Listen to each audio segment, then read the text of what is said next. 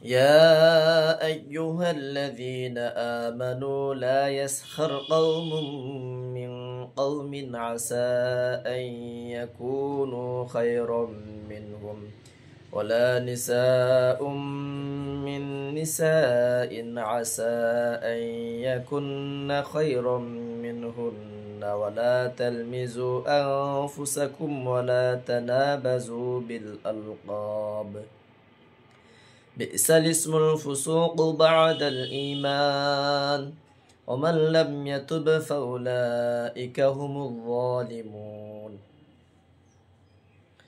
সূরা হুজরাতের 11 নম্বর আয়াতে আল্লাহ তাআলা বলেন, হে মানুষ, তোমরা যারা ঈমান এনেছো, তোমাদের কোনো পুরুষ সম্প্রদায় যেন অপর কোনো পুরুষ সম্প্রদায়কে উপহাস না করে। কেননা এমনও হতে পারে যাদেরকে আজ উপহাস করা হচ্ছে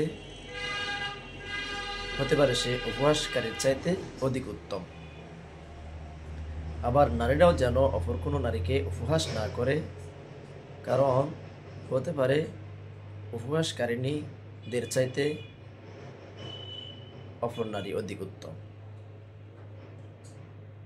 এবং অযথা তোমরা একজন আরেকজনকে দোষারোপ করবে না, একজন আরেকজনের খারাপ নাম ধরে ডাকবে না, কারণ ঈমান আনার পর কাউকে খারাপ নাম ধরে ডাকা এটা বড় ধরনের পাপ। আর এই ধরনের আচরণ থেকে যারা ফিরে না আসবে তারাই হচ্ছে সত্যিকারের জালেম। সাদাকাল্লাহুল আযীম।